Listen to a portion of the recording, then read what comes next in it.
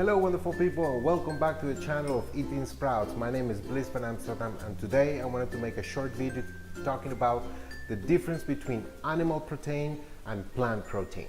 And I'm gonna make this as short as possible of a video because this is a very long topic, but I think I can resume all the things in the main points.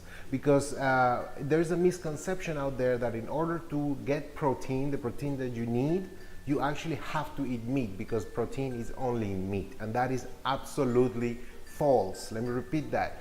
That is absolutely false, because the truth of the matter is that protein is produced by plants, okay? And the animals actually have protein because they eat plants, or they eat animals that eat plants. So ultimately we all get our proteins from plants. So you might as well just skip the animals and just eat the plants and get the protein from the plant. That works very, very well. So that is the fact. Now it's true, you can get protein from meat as well as you can get protein from plants. And oftentimes you will find a higher concentration of protein in meat, but often you will also find higher concentration of protein in plants. For example, sprouts and microgreens usually have higher percentage of protein than plants. Yes, also some nuts, some grains, some seeds have higher percentage of protein than animal meat does, okay? So you don't have to eat meat to get the protein intake that you need, okay?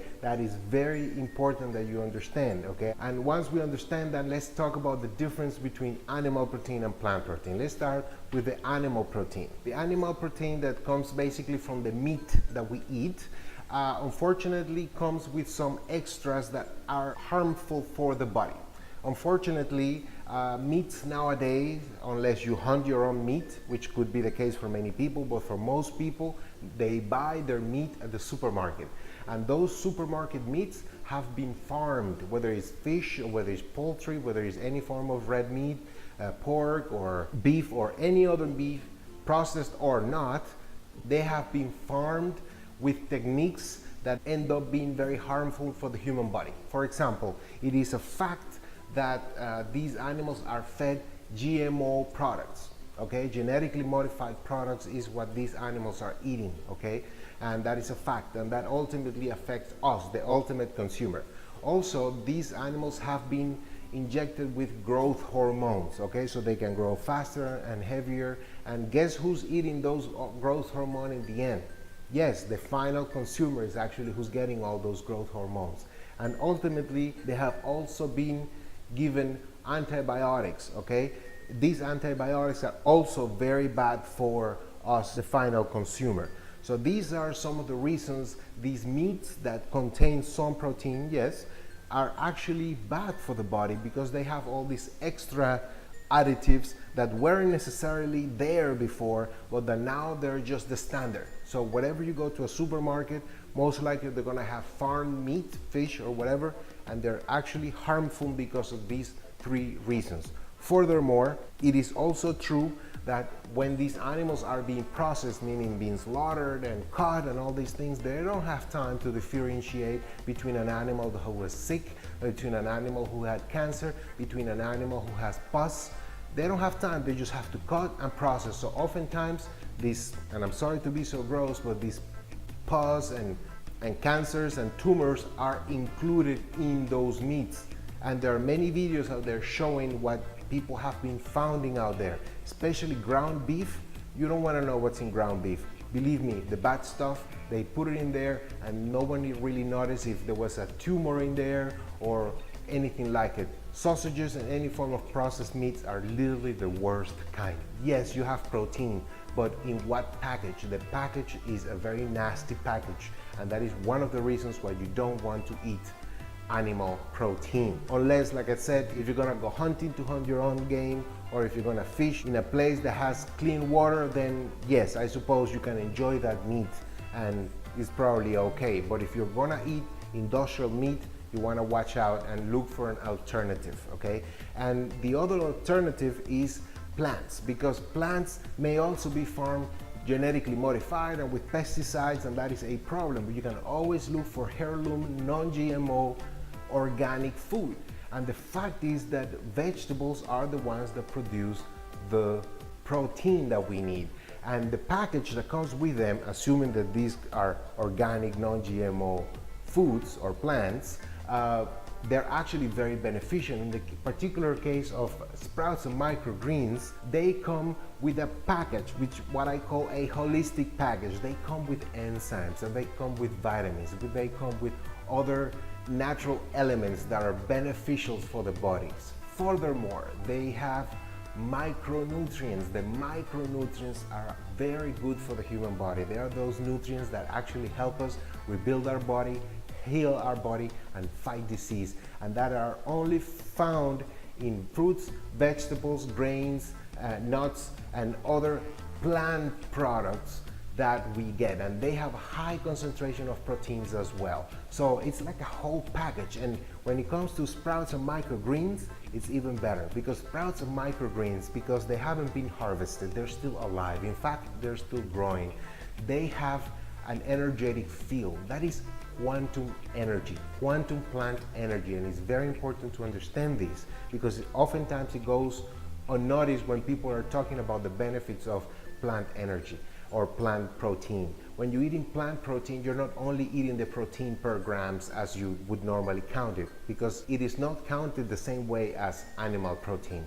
Plant protein is much more effective than animal protein, because it has all these extra elements that are actually good for the body. Like I said, vitamins, nutrients, enzymes, and in the case of sprouts and microgreens and fruits and vegetables that have been recently harvested, they have an energetic feel that you can actually see through a Kirlian machine. You can appreciate they have an energetic feel. They are alive, the sprouts and microgreens, and that plant energy is amazing for every single aspect of our life. In fact, you can actually feel the difference when you have a plant-based diet.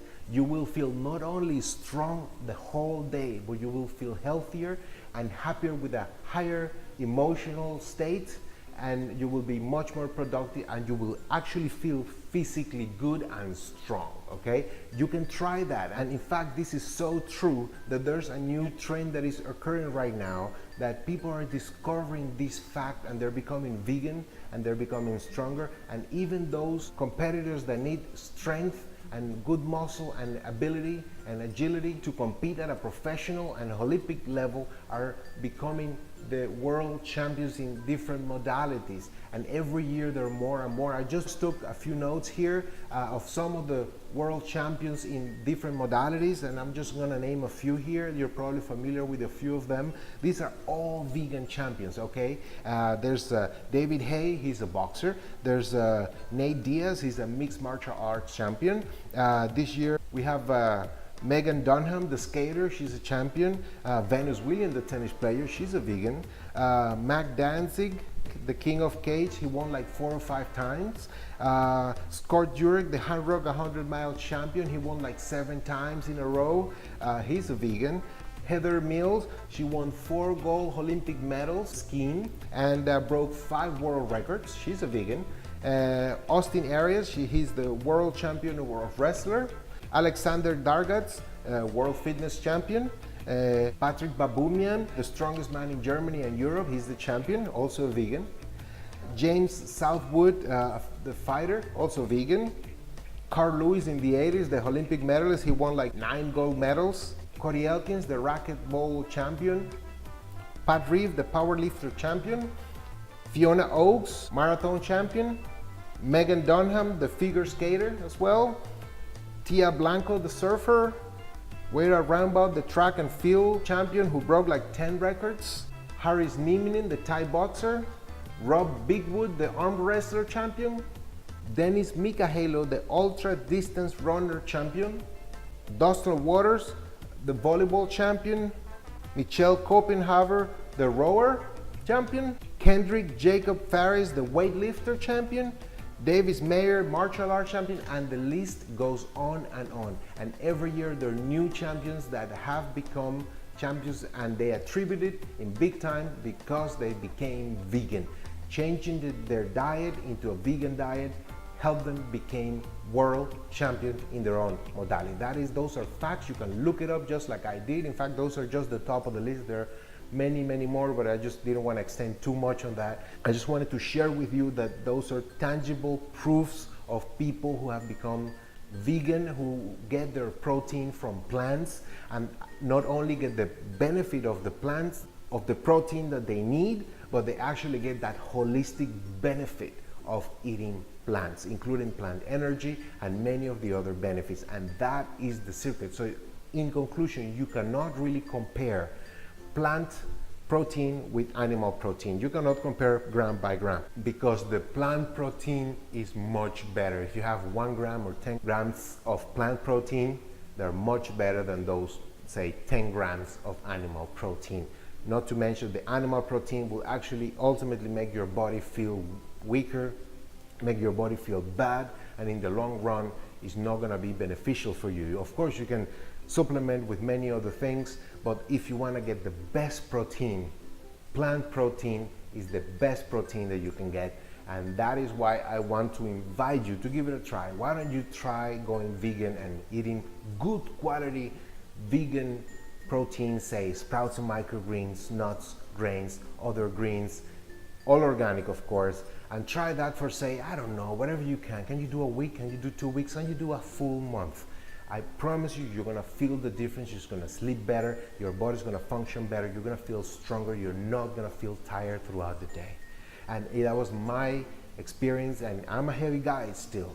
And to move this machine that is my body, I need a lot of force. And before, when I ate animal protein as my main source of protein, I would usually feel tired by the late afternoon. Now, when I eat mostly plants, I feel incredibly strong all day. And when it's time to go to bed, I go to bed and sleep like a baby, wake up energized and start the next day again. And the more plants I eat, the better I feel. And that's why I wanted to make this video today, making the difference between plant protein and animal protein, and inviting you to check the facts, check all these names, check on the internet to see if there's true. There are so many world champions in their own modalities rising that happen to be vegan, and they often attribute their new success to their vegan diet. And that is what this video today is all about. And with that, I'm going to close this chapter right now, and I hope that you liked this video. If you did, give us a like to let us know that you liked this video. And of course, if you haven't subscribed to the channel, subscribe to the channel and click on that little bell so you get all the notifications of all the new videos with all new information and recipes and sprouts and microgreens and things that I'm sharing with you in this video. And with that said, my name is Bliss Van Amsterdam, and I thank you for being here with me, and I certainly hope to see you in the next video. And remember, be what you eat. Bye.